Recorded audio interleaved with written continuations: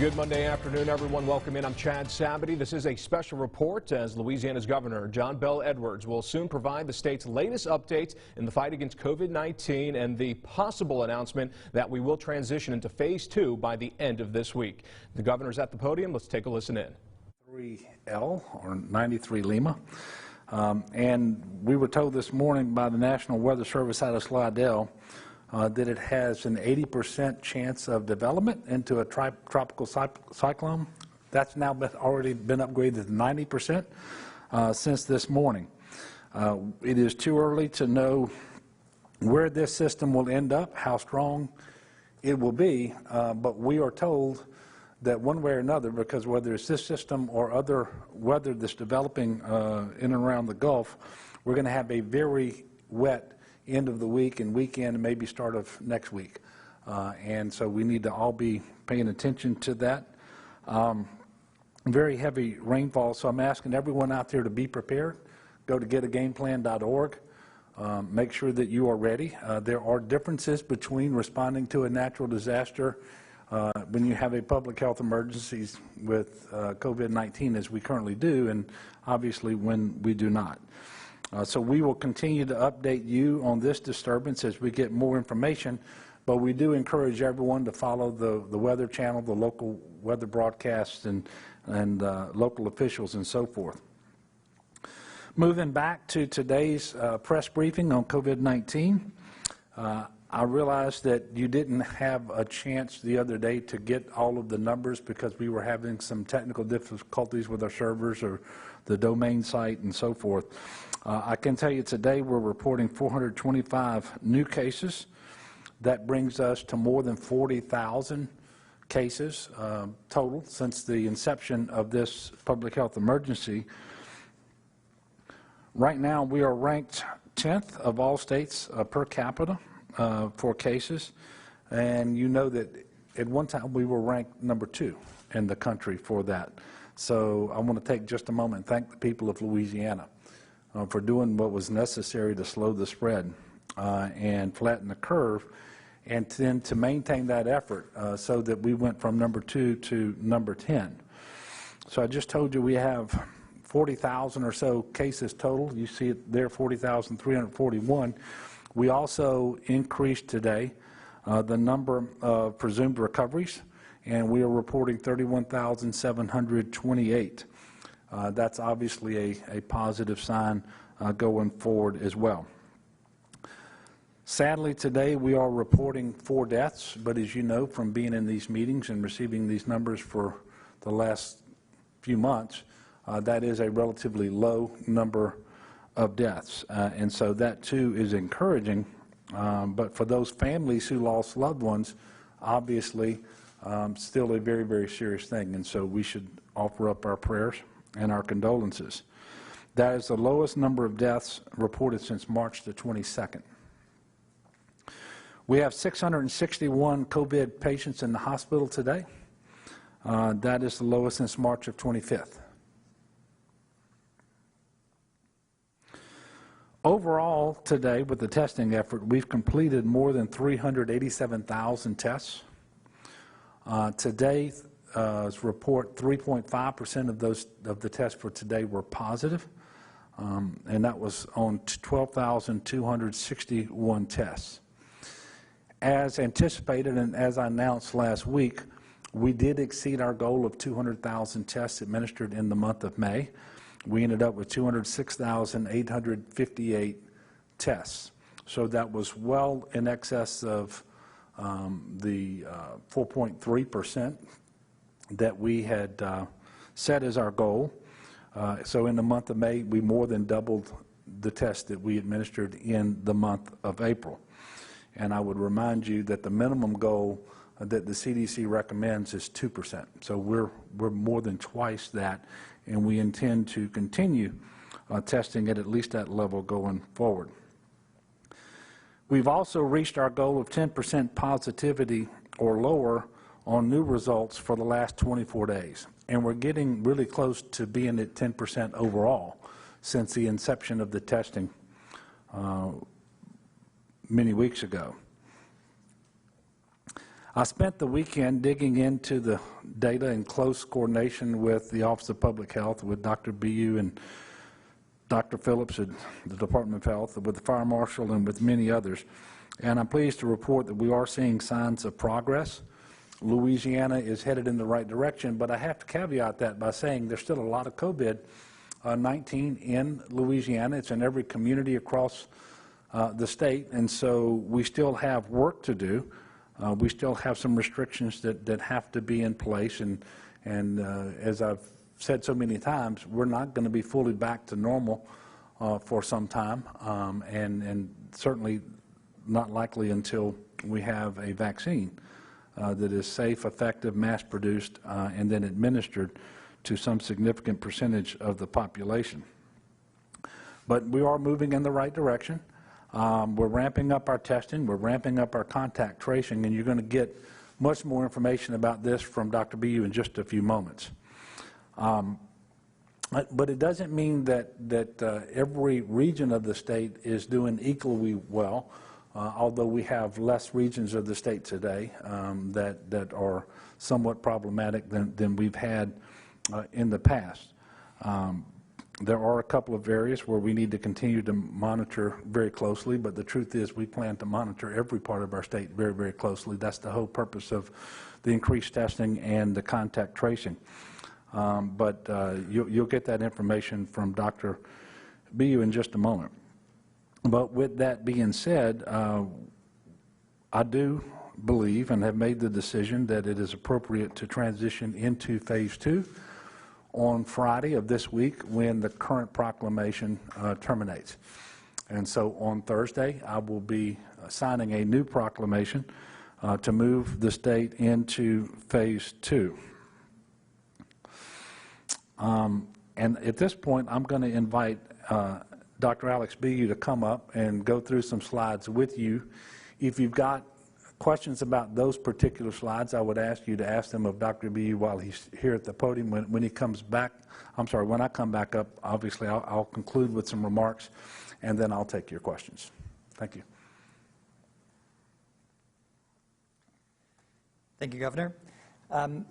As we've been doing since before we moved even into Phase 1, the Department of Health, in coordination with the epidemiologists who work for the Office of Public Health and public health experts from academic institutions and hospitals in the state, continue to look at the data about how our epidemic is progressing and use that to really understand what path we're charting and understand and give recommendations to the governor and his office about how to progress and when to progress.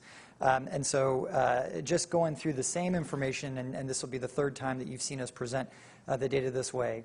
Overall, the top line, and consistent with the recommendation that it would be reasonable to go into Phase 2, is that the state continues to see decreasing symptoms of COVID-19, and that's as demonstrated by what we call CLI, or COVID-like illness, syndromic surveillance, people presenting to emergency departments with signs and symptoms of COVID, and it's the proportion of those individuals in comparison with everybody else coming to an emergency department. So we continue to see that decreasing. Overall, our cases continue to decrease, and we look at that through a variety of ways, and I'll touch on some of those in a moment. And we continue to see a decrease in hospitalizations. So this chart depicts that, but it also depicts the other point that the governor just made, which is that progress continues, but it is not even across the state. While we do feel that overall the trajectory is of decreasing, and you heard the data about lower numbers of deaths than we've seen in recent days, lower number of cases in general than we had months ago, fewer hospitalizations than really when we're on the upswing. We do have some concerns about various different areas that I'll talk through at a high level in a moment. But when we look at COVID-like illness in general, we can see that across the state, symptoms, people showing up to emergency departments with symptoms of COVID continue to decrease. With cases, we see a bit more of a mixed bag, where we have several areas that are not decreasing or increasing. There may be slow decreases, but we're calling those essentially plateaued areas. That's Region 1, the greater New Orleans area. Region 2, the southwest area around Lake Charles, Region 8, the Monroe and Delta parishes, and Region 9, the North Shore and Florida parishes. There's a lot of reasons that we could be seeing those cases not going down. Certainly, continued transmission of COVID being the most underlying cause. But the other is the work that we've been doing as a state, not just as the state government itself, but as state with partners in academic, hospital, and private sector labs to increase testing throughout the state, not just in communities that were under-tested, like our African-American communities and our Latinx communities, but also making sure that we're getting testing into areas where we know that spread happens more frequently and people are more vulnerable, like our nursing homes, our congregate settings like prisons and adult residential settings. And so it's expected that as we see that testing increase, we're going to find more COVID. That's going to mean that you're going to have more cases and give a little bit of a mixed picture here. But we also are tracking other metrics, like as we continue to increase the amount of testing, what's going on with the proportion of those tests that are positive, that percent positivity that the governor referenced, and I'll show you in just a few slides how that number continues to improve. And so that helps us as we're looking from a public health standpoint at understanding these plateaued cases and these decreasing cases in some regions, sort of balance that with an overall trend to say that, yes, even as you are finding more cases, as a proportion of total tests, that's still coming down. Region 6, the central area around Alexandria, Rapides, Senla, does, however, show increasing cases, and we're watching that very closely. Some of that driven by outbreaks in congregate settings that are in that region, but we also are seeing a fair bit of community spread as well. And so again, when we talk about the measures, as I will later on in the presentation, that despite this generally good trend, promising trend, the decreasing hospitalizations, the decreasing symptoms, despite that general positive news, we must continue to double down on the measures that we know work to decrease the spread and to reduce the risk that we continue to see spread in our communities of COVID. Most importantly being staying at home if you're sick and wearing a mask when you're out in public with people who are not from your household, whether you're outside or inside, and certainly if you're less than 6 feet away from each other. When we look at hospitalizations, we have consistently seen, by and large, decreases across most of the state. We've also consistently seen, unfortunately, a rise in hospitalizations in Region 8, the greater Monroe area. It is a relatively small net increase in that region, and we have not come close to exceeding the capacity for hospitals in that region, but it is a steady climb, as you'll see when we look at the actual graphs. Now we are also seeing a rise in cases, or rather in hospitalizations in Region 6. And so when you put that information together with seeing a rise in cases in Region 6, the central Louisiana, that's another area that we're watching very closely. And making sure that we're surging testing capabilities, both at the community and congregate level, but also making sure that we are getting contact tracing and messages about maintaining good public health in those areas. So we look at the next slides. I just wanted to show you a few of the regions so that you can kind of get a sense of what this data looks like and how we review it. So these are the statewide trends. Again, these are the similar graphs that we've shown you before. Some people may notice that there's a bit of a color change.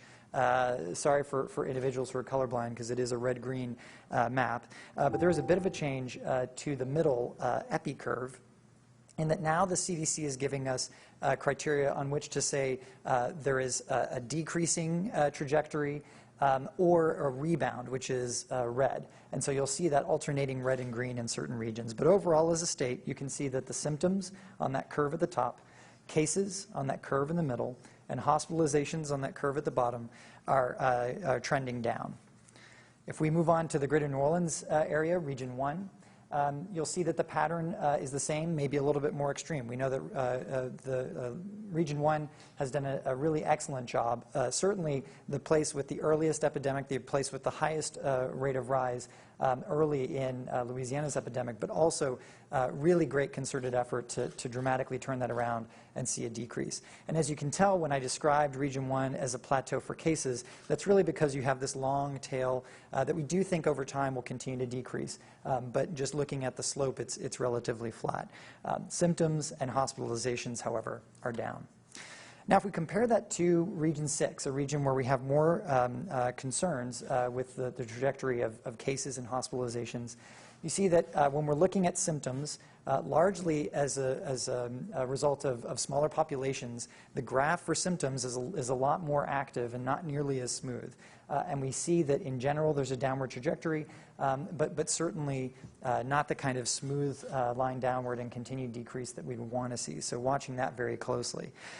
When we look at cases, we see that there was an initial increase and decrease, but then subsequently there's been this sort of undulating rise now since about mid-April, and we continue to see that rise in cases, again, noting that one of the drivers of increased cases most recently is that we are detecting more. We know that Cenla was one of the most under-tested areas in the state, and both through the Office of Public Health and through partners throughout that area, through the help of the federal government with supply specimen collection kits, we've been able to get a lot more testing into that region, and as a result, we're finding a lot more cases. That means there's a lot more to be done on the ground to help Region 6. Region 8 is the other region that we have concern about, and we've talked about that in the previous two discussions about gating criteria. Again, syndromic surveillance, the symptoms have been going down since the beginning. In the past, however, we've had concerns about both cases and hospitalizations in this region. Hospitalizations continue to increase, again, at albeit a smaller rate and an absolute small number of increases. Fortunately, though, we're starting to see what we hope is the beginning of a bending of the curve in Region 8 with what looks like a plateau over the weekend. Now, if you sort of chart 14 days out on the epi curve, that middle curve. So again, it's very undulating. We know that this stuff can change over time. Region 8 is another area that was significantly under-tested for most of April, and May has been a big focus trying to get more tests there. So we want to continue to see that as we get more testing in these communities, that we find fewer cases. And the way that that's going to happen is as we find people, as we do contact tracing in every region of the state, as we advise people to isolate if they're cases, as we advise people to quarantine, stay at home, if they've been exposed, that is how we're going to see these curves continue to flatten and turn, by having people keep COVID out of our public spaces and allow our public spaces to open up more. So along those lines, we do want to share a bit of an update on testing overall and contact tracing.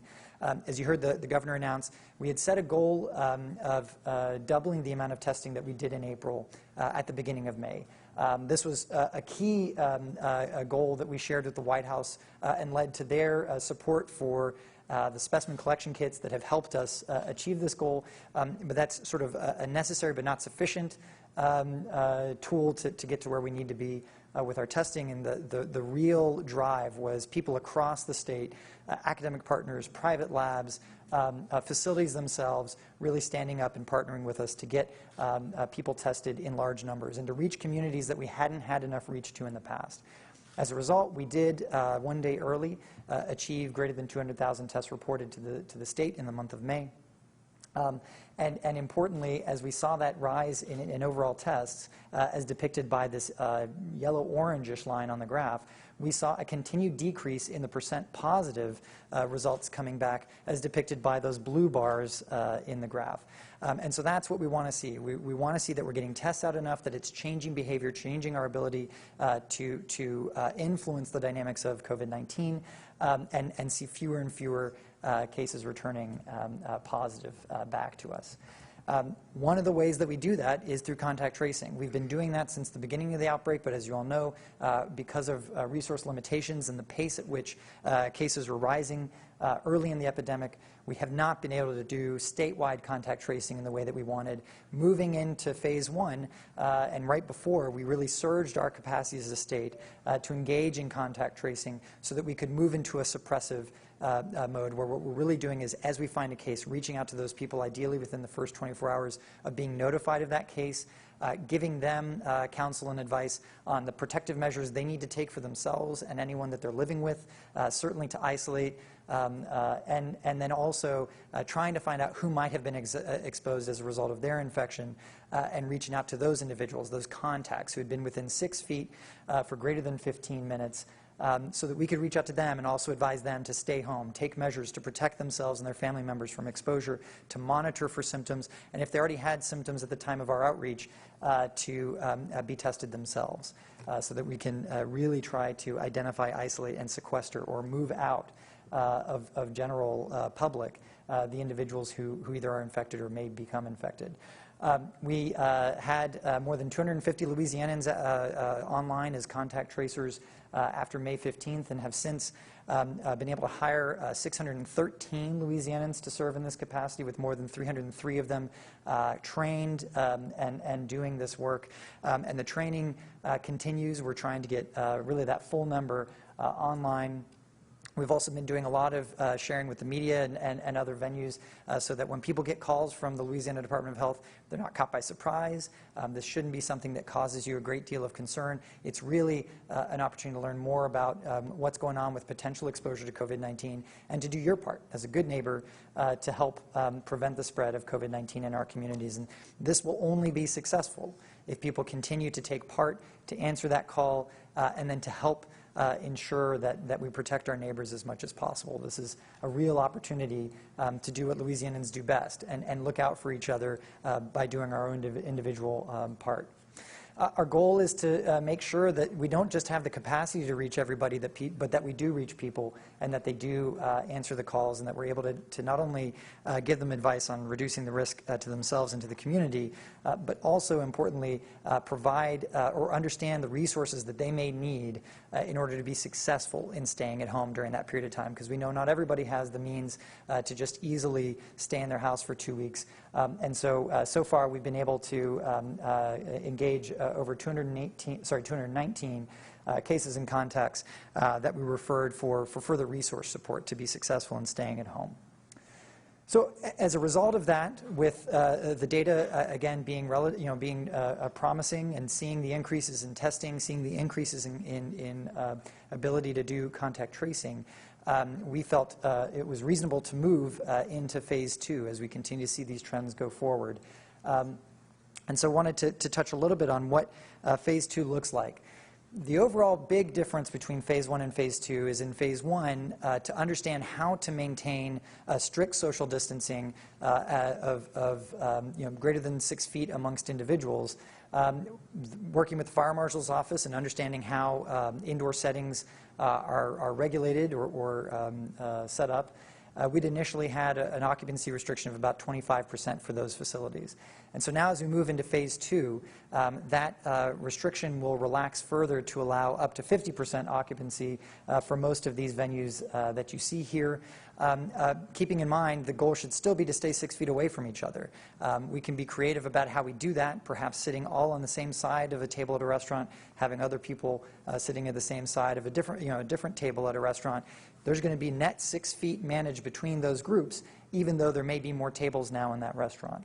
And so some of that is going to be managed by the people who are the business owners, who are going to be really enacting these restrictions. A large part of it, though, comes back to us as Louisianans and how we behave and how we make choices about taking part in these various sectors that are expanding access.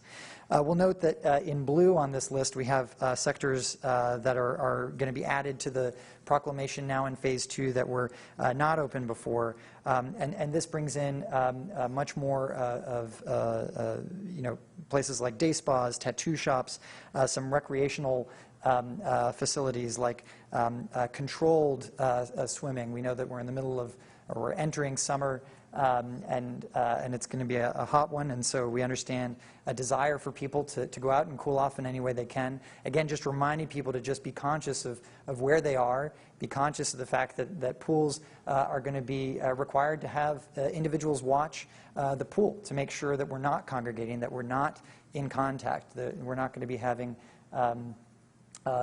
just free, uncontrolled swimming.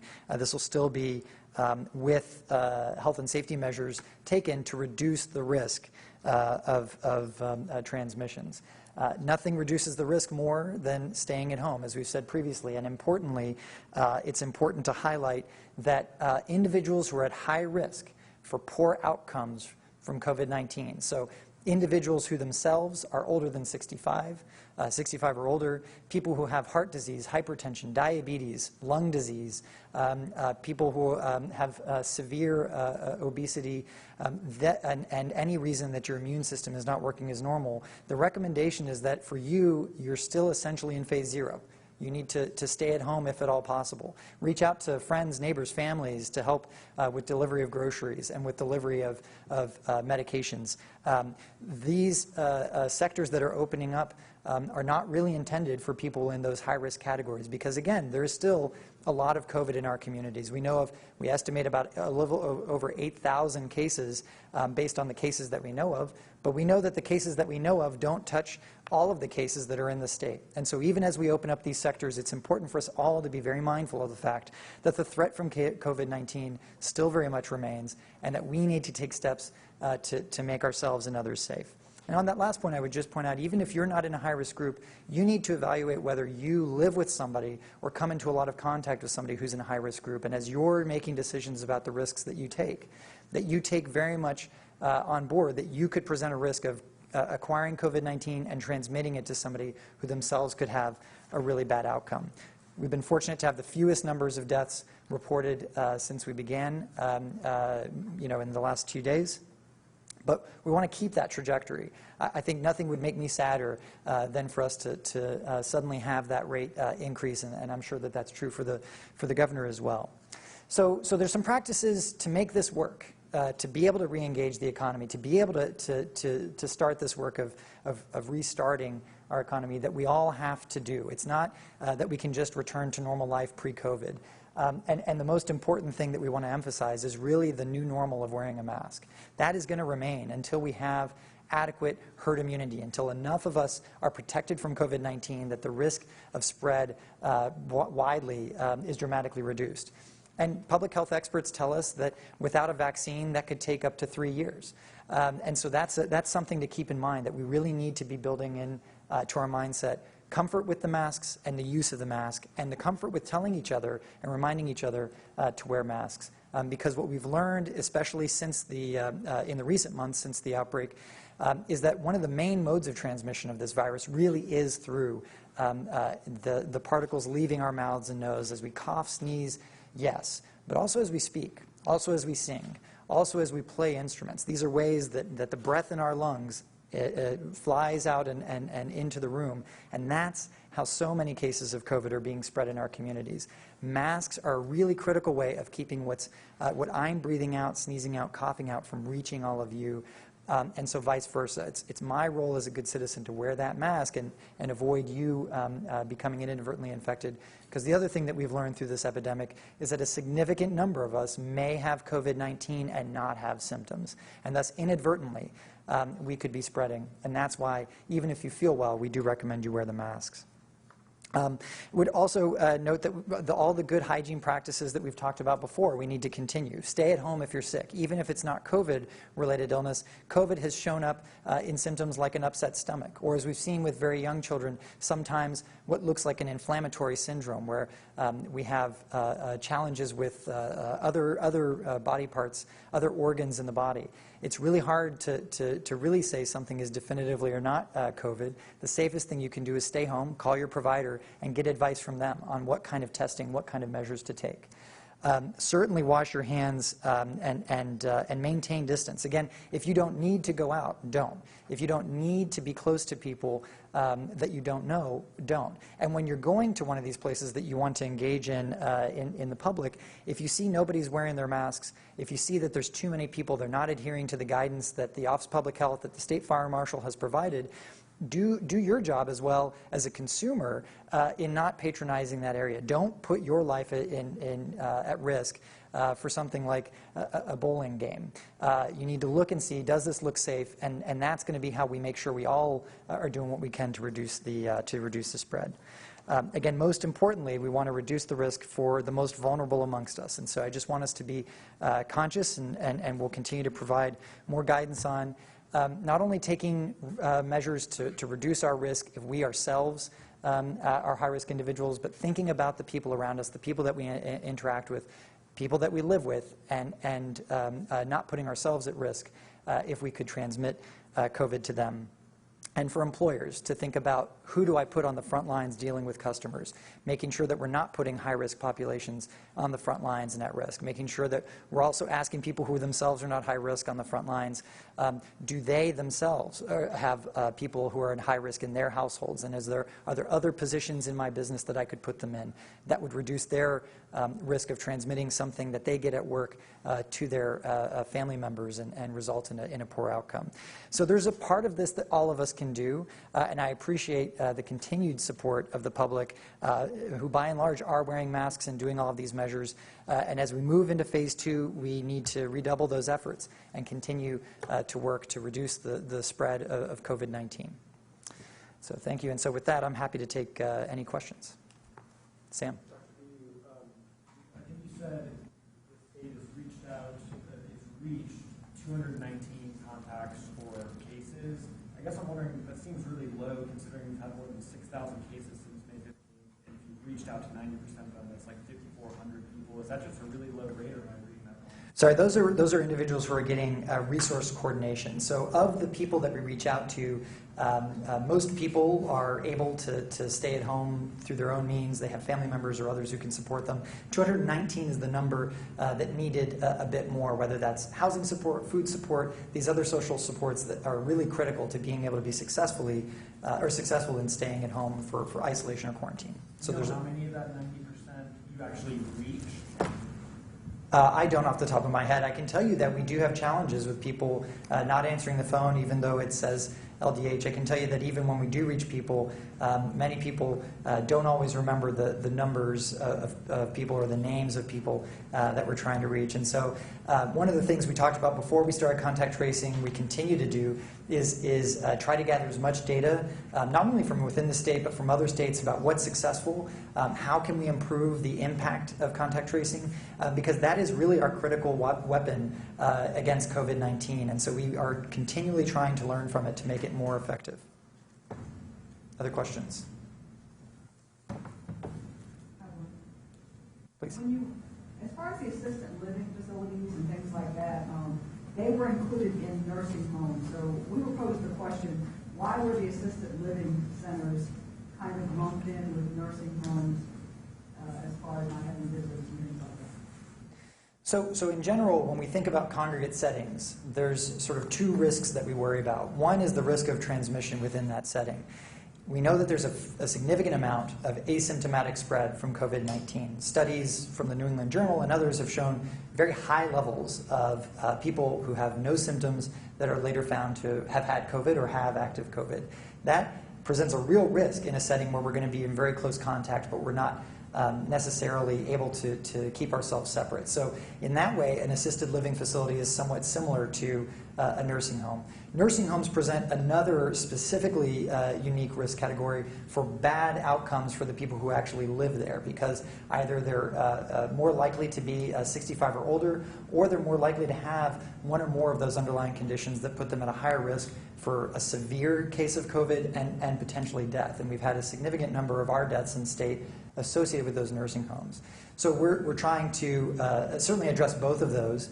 And we do make a distinction between nursing homes and assisted living and other adult congregate settings in the way that we report the data, because it's not fair to sort of paint everything with the same brush.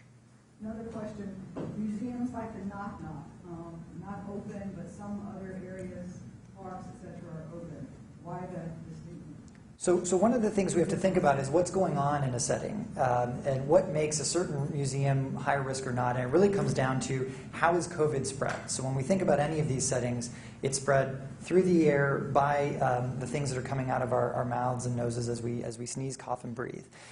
So generally walking through a museum where you're not touching anything, you're sort of reading tableaus, you can be spaced and move along in an orderly fashion. We think that presents a lower risk than a setting where there's a lot of congregating around certain objects, or in this case where you're specifically touching or playing with communal items that are really hard to keep clean. And that's been a cause of a lot of discussion as we think about moving children's museums back into phase 2, thinking about those exhibits. So it's not enough to say that they're just, again, open for normal business. They're going to have to look at their own exhibits and present ideas to us on how they're going to limit the risk of spread because people are touching objects and then inadvertently touching their faces. I think everybody doesn't want nobody wants their facility to be the cause of a spread of COVID-19. And so what we're trying to do, both with the fire marshal regulations and with OPH recommendations, is empower people to understand the best practices to reduce the spread. Please. Dr. Diaz, so those nursing homes are going to remain closed until definitely through phase 2, and how much longer do you think? So it remains to be seen. I think there's really general agreement that that group really presents the highest risk for COVID spread. And so even if you look at the White House guidance, they clearly say no visitation in hospital and nursing home settings in phase 2. What we don't know is what next month is going to look like several months down the road. As we've said before, we know that there's work on a vaccine. It's probably a year away. What we also have seen, though, is that in a pretty short amount of time, a medication can come on board that suddenly changes the way that we manage the disease. Remdesivir is not a silver bullet. It's not enough to say it's okay if somebody gets infected, we can cure them. We're not at that point like we are for, say, hepatitis C. But we don't know what later in the summer, what early fall will bring. Not only that, also just the ability to have more and more personal protective equipment is another area that we don't know. So you could imagine a future in which we had adequate ability to protect individuals in those nursing homes and to have very closely monitored, closely coordinated visitation where people are wearing high-grade personal protective equipment. Because we have to balance the risk of COVID spread with the risk of loneliness. And in an older age group, the risk of loneliness itself can be deadly. But a lot of that, there's a lot of factors that change over time. So it's hard for me to predict when we would allow, when we would say that it's safe under certain conditions to reallow visitation. But I can tell you those are active conversations that we have with those communities, with the healthcare settings all the time. Can you explain the rationale for keeping higher restrictions on bars and making them operate at 25% capacity? So again, this is an evolving epidemic, and we learn more and more over time. Even since the White House guidance first came out, we've seen settings like bars in the UK and especially in South Korea actually be big driving forces of outbreaks of COVID-19. And so in those settings, they've actually shut down having bars opened up. So they had to open them up, and then they had to go back later and say, this caused too many outbreaks, we have to shut these facilities down.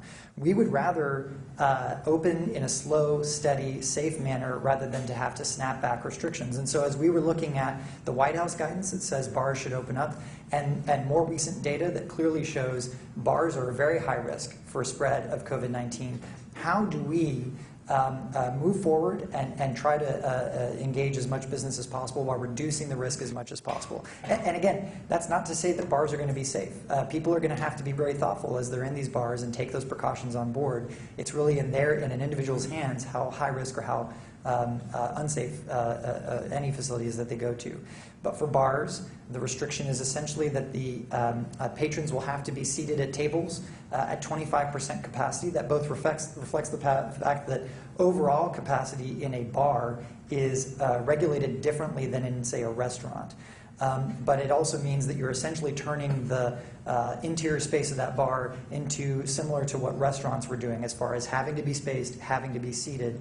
We hope that that will reduce the risk of what we've seen in these other settings where bars present a very high risk for transmission of COVID-19. And that's a lot of information, and you did a great job, Dr. B, and I want to thank you. So while phase 2 does, under the White House guidelines, does say that bars should be open, it also says at reduced capacity, especially as it relates to standing room. And so that's why these additional restrictions on bars. Obviously, those bars with LDH food permits, they will be treated just like restaurants, and that continues in phase 2 as well. A while ago, you asked about nursing homes being closed. I'm assuming you meant closed to visitation. And he answered that question. And obviously, we want to reconnect family members, loved ones with folks in nursing homes as soon as it is safe to do so. And when that happens, it will probably be subject to additional measures to make sure that that's safe. And we don't know exactly what that's going to look like yet, but we do know that under the guidelines that were issued by the White House, that is not a phase 2 activity. With respect to children's museums, they are not closed in phase 2. But they will be allowed to open, but with certain changes in the way that they operate, so that they are going to close down periodically to make sure that they are cleaning and sanitizing, and there may be certain tactile exhibits that they're going to have to close in order to be open. But we are not, and in fact, there'll be a call with the children's museums in about 30 minutes or 45 minutes or something like that to really go through all of that. So obviously, ongoing data collection and analysis is going to continue to be a part of our COVID-19 response going forward. You've just heard the key differences between phase 1 and phase 2. You know, in this phase, day spas, tattoo shops, and just a few will be able to operate. And by the way, that will be under certain restrictions. And as it relates to those, and really every sector of our economy, we have received tremendously valuable feedback from the task forces operating within the Resiliency Commission that we created. And everywhere that we've been able to incorporate their recommendations into what we're doing as we move forward with this phased reopening approach. This proclamation will be in place for 21 days. So it will expire on June the 26th, and we will go through another analysis to see about the gating criteria and what comes next based on what we learn, both as it relates to the data and what we learn about the virus itself over the intervening time period. While we are moving into phase 2 and lifting restrictions, I do want to emphasize that, as Dr. Bu mentioned, there is still risk involved. There is no way for me to stand up here and say that if everything operates just as we prescribe it, that renders it completely safe. And by the way, there's nobody in the world that can do that. So everybody needs to take personal responsibility. Make sure you're doing what we're asking you to do. You probably shouldn't patronize businesses and establishments that don't engage in the types of risk mitigation that we've talked about here today. When deciding whether or not to do an activity, it's helpful to have a way to think through how much risk that you would be taking, that you're comfortable with, and that depends upon your individual circumstances as to whether you're more vulnerable because of an age or chronic underlying health condition, or because you may live with someone who is. What we know is more businesses open, more customers go back in, more employees return. As people make more contact with one another, it is more important than ever that individuals wear masks when they are in public and not dealing only with people from their immediate household, and they're unable to stay more than 6 feet away from one another. And as Dr. Bu mentioned, the more we learn about this particular disease, we know that the greatest risk of transmission is of an aerosol nature. And so the masks really do tamp down on that. I would encourage you to again patronize businesses that are engaging in the basic safety measures, and I encourage every business out there to make sure that they're doing what we're asking of them. I can tell you that in addition to requirements businesses must follow to reopen in phase 2, the Department of Health has worked with the Fire Marshal's Office to include in the Open Safely Guidance for phase 2 good business practices that businesses can consider to help keep their employees and their customers safe, and to make their customers feel safe so that they will return in the numbers that they need in order to be successful. These include reservation systems, symptom checking of customers, strongly encouraging masks among customers, and so forth. LDH, in fact, has created a thank you for wearing a mask posters that businesses can download from the LDH coronavirus webpage. They can print and hang those in their storefronts to show that they care about their employees and their customers. More specific guidance will be provided by the Fire Marshal's Office via opensafely.la.gov. And I want to thank everyone who's been taking the necessary precautions because without doing that, this next step wouldn't be possible, and we would not have made all the progress that we've made over the last number of weeks and months. And so I would encourage everyone in Louisiana to keep up the good work and to remember we all have a role to play, and that continues to be the case going forward. Before I take your questions, I do want to take a moment to speak about the civil unrest we're seeing unfold across the country. Here in Louisiana, we've had a number of protests and demonstrations. They've been almost entirely peaceful and nonviolent. Our citizens are appropriately expressing their concerns and exercising their First Amendment rights. I want to thank the faith leaders, community leaders, political leaders across the state who have been in good communication with our office, but with the public at large, and for the role that they are playing in helping our citizens. And I want to thank everyone for keeping their focus on the issues of concern. Obviously, what we saw captured on the video and the unnecessary death of George Floyd, the behavior of that Minneapolis police officer was egregious. It was very far below what's appropriate and acceptable. I don't think any reputable member of society or of law enforcement would disagree with that assessment or find that his actions were acceptable. You know, not long ago, it was a little less than 4 years ago, Louisiana experienced similar protests. I can tell you that Louisiana citizens then handled themselves very appropriately in the way that they demonstrated. And I want to thank them and tell them we're here to work with them going forward to try to make sure that everyone can exercise their First Amendment rights and give voice to their concerns, which are obviously sincere, but that we protect one another when we do that, and we don't engage in violence and property damage and those sorts of things. We're going to continue to work with local officials, federal officials, and all the state agencies to monitor the situation so that we can be aware of and hopefully stay in front of developments.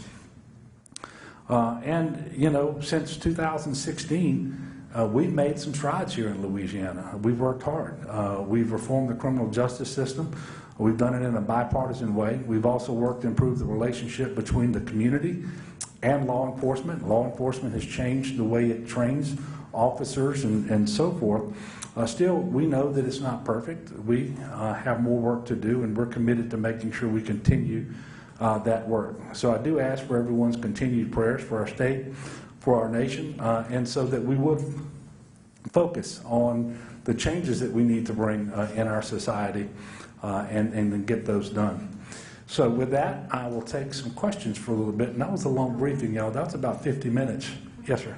Governor, on the George Floyd case, media reports say the president addressed the governors. I assume you're on that call and said that the governor's actions have been weak, encouraged a kind of a more firm crackdown on protests and those committing, if not violence, committing damaging property and things like that. Do you believe that the governors overall have been weak? Do you agree with the president's assessment? No, look, I'm not going to engage in that. I was on the call. I think the president was directing himself to certain states where there were obviously many more problems than we have experienced here in Louisiana. I've got all that I can say grace over here with a public health emergency, a legislative session ending today, another one starting tonight.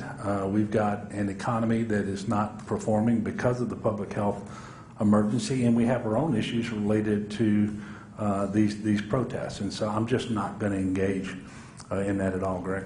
Governor, is it time to revisit some of the policies and practices after you see something like this happen? Is that a time to kind of go back and revisit some of the things that are probably in the past and caused and led to things? Yeah, and I suspect, and your question could potentially be better addressed to a law enforcement officer. I don't know that you have to change the standards because what that officer did is not in any training that he ever received. That was inappropriate. It wasn't standard police work. It was a gross departure from what is normal and so forth. And it was bad enough with respect to that officer.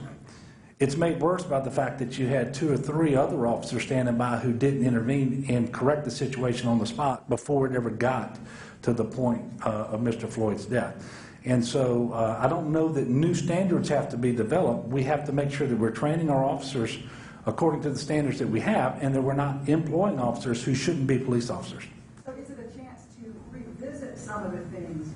Because sometimes when things happen, it's an eye-opening situation. You know, should you revisit? Sure, and I think you should revisit the way that we train on the standards that we have. Maybe I misunderstood your question. What that officer did is not appropriate police work anywhere, and so that's not a standard that officer was engaged in. But we need to train them on what the appropriate standards are, train other officers to intervene if they see something like that before it gets to the level of someone's death or serious bodily injury. And then probably we need to do a better job at the outset of hiring officers who ought to be police officers, and then monitoring that over time to make sure that someone who demonstrates that they probably shouldn't remain employed, that they don't get that opportunity to remain employed. Leo? It seems like it took us forever to get here to phase 2, but if everything holds true and our trends are good, what's the likelihood that you would begin to consider phase 3, especially as we go to school and sports? Well, look, we've got a proclamation we'll issue Thursday. It's going to expire 3 weeks from Friday. What is that? The 26th of June. And we will determine between now and then whether we meet the gating criteria again for an easing of restrictions. And I don't know how to be more precise than that on June the 1st. I can only tell you that the people of Louisiana will continue to do what they have done and follow these protocols that we've put in place, then I feel really good about our opportunity to move forward. And we know that in August, schools need to resume, colleges need to have students on their campuses and all of those sorts of things. And we're not there yet, either in terms of the calendar or in terms of knowing what the circumstances are. But as we get closer, we will know more, and I expect that we will continue to get additional guidance from the CDC and other areas that we can take into consideration as we formulate our plans and make our decisions. Yes, sir. Governor, can you, two-part question, can you address day camps and sleepaway camps, the status of those is, and that's a big part of child care and the workforce again? Also, can you respond to the letter that Jeff Landry and a bunch of Republican lawmakers sent to your office asking for all businesses to be reopened? Yeah. Well, first of all, sleepaway camps are not going to be allowed. There's just too much physical contact for too long periods of time and so forth. Summer camps, actually in phase 1 were allowed.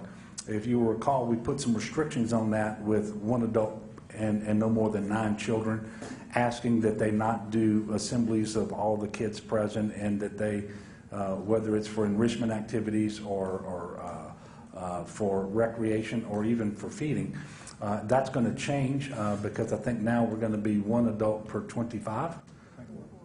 So it'd be 25 in the group, but 1 adult for 24 students. But again, they were open in phase 1. We're just going to increase the number of individuals.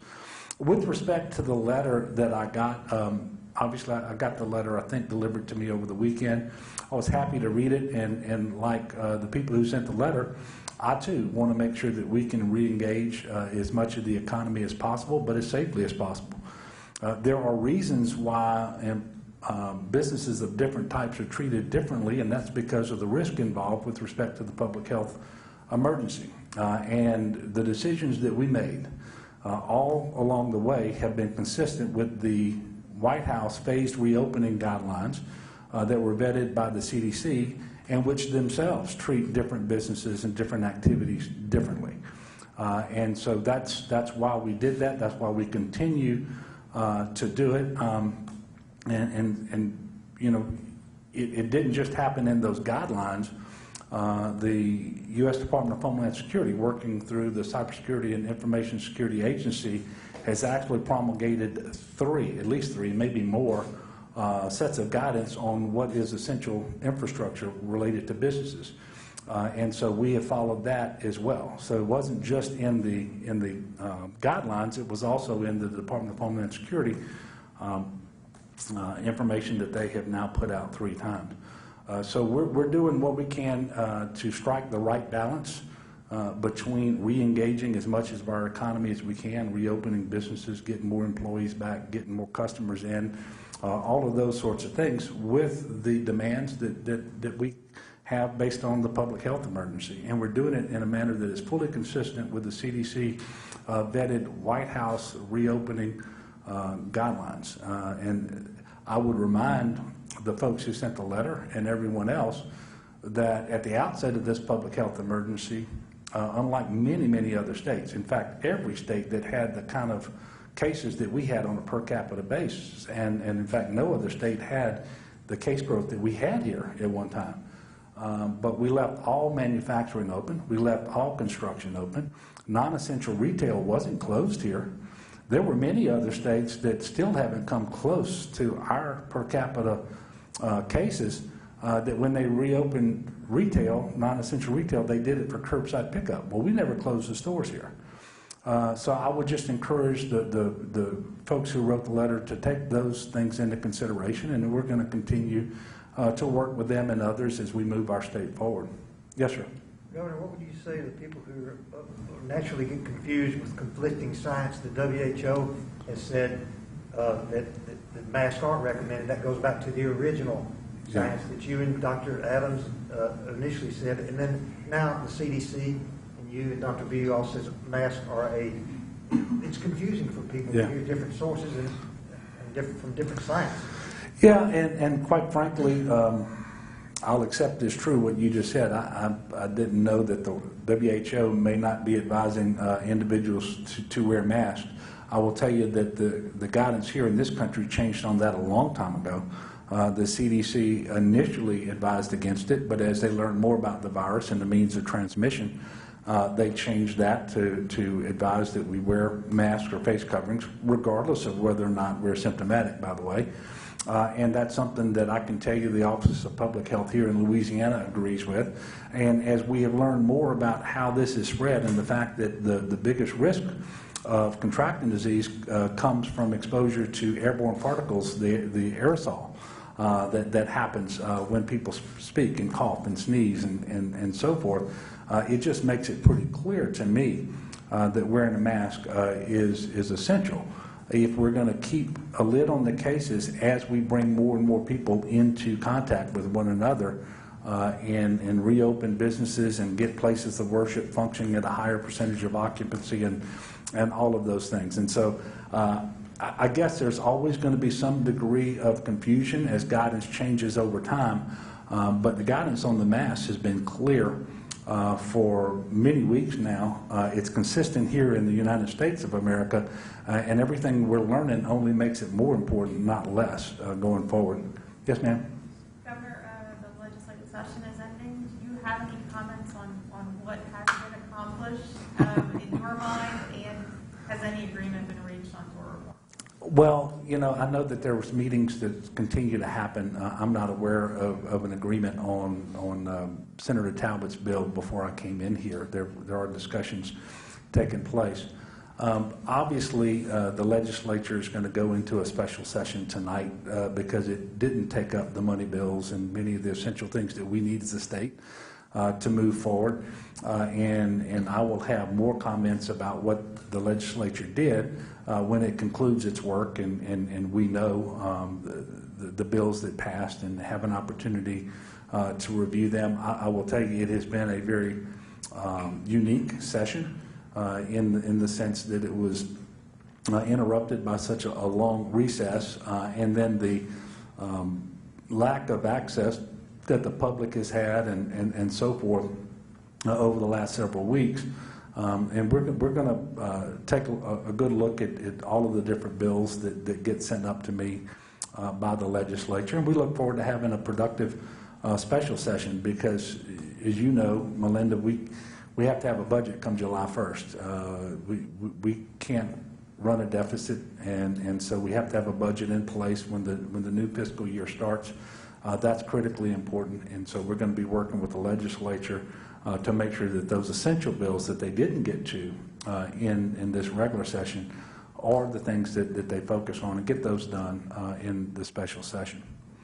Yes, sir. Governor, it looks like the legislature is going to put on a bill on your desk that would take the $300 million of the CARES Act money and send it towards small businesses. I'm wondering, is that a non-starter for you? Are you going to veto that bill? And do you think that you need the legislature to appropriate that money through a bill, or can you do it on your own? Well, if you will recall, when we submitted both the supplemental bill to the legislature and the appropriations bill to the legislature, it included all the CARES Act money. So there was never a time where I or Commissioner Darden didn't anticipate and try to have all of that money appropriated. We think that that's the best way to do it. And so I'm not sure where that confusion ever came up. I don't have that bill yet. I haven't been able to read it. I don't believe it is finally passed, and I don't ever sit up here and tell you what I'm going to do or not do before I have an opportunity to read a bill. And so it will depend on what the conference committee does, what that final product looks like. One more question, and Leo, you get it. Back in September, Freeport-McMoran made an outstanding settlement on the offshore litigation of $100 million. Now that appears to be tabled because there could be a consensus of how to spend it. What's your position now as far as the total lawsuit? Well, I don't know that, because I want to make sure I understood your question. I don't think the Freeport-McMoran offer to settle has been tabled. I think that still remains pending, and obviously it is contingent upon some other things happening. The bill that was introduced, that was, I believe, an effort to derail that, is what got tabled. And so we have to see how that plays out going forward. As you know, these lawsuits started in 2013 by parishes who were filing suit under express statutory authority given them in the coastal management program. And the state hasn't filed any such lawsuits. So I believe that the best thing that can happen is for the courts to determine whether or not there's liability and damages, and if so, what that looks like, and go forward. It would be my hope that, and by the way, I've never heard anybody say anything other than if damages are recovered, the damages ought to be spent on the coast where the damages occurred in order to do as many coastal restoration and protection projects as possible. And I know that was what animated some of the concern that we heard about in this session. I think that's the way this is going to play out. But going forward, we have cases that have been filed, some as long as 7 years ago. And I think it's time that we find out whether the courts believe that there's liability and damages, and if so, how much that is. But any recovery needs to be spent on the coast. So we will be back with you all when, Christina? Wednesday at 2:30. Some of the questions you asked today will probably be more appropriate Wednesday at 2:30. But thank you so much. Governor John Bel Edwards covering a lot of ground over the past hour, including the state's reopening, officially moving into Phase 2 on Friday, June 5th. As we move into Phase 2, the occupancy rates will increase from 25% to 50% for most venues. You can find detailed information on our website right now, brproud.com. The governor also referencing the civil unrest in Louisiana and around the country, saying that Louisiana citizens are using their voices appropriately. Of course, we'll have the full recap tonight on NBC Local 33 News at 5, 6, and 10. Also on Fox 44 at 5:30 and 9 o'clock. Until then, you can receive our latest push alerts via the BR Proud app. And as always, you can go to brproud.com. That's going to do it for now. Let's now return you to your normally scheduled program.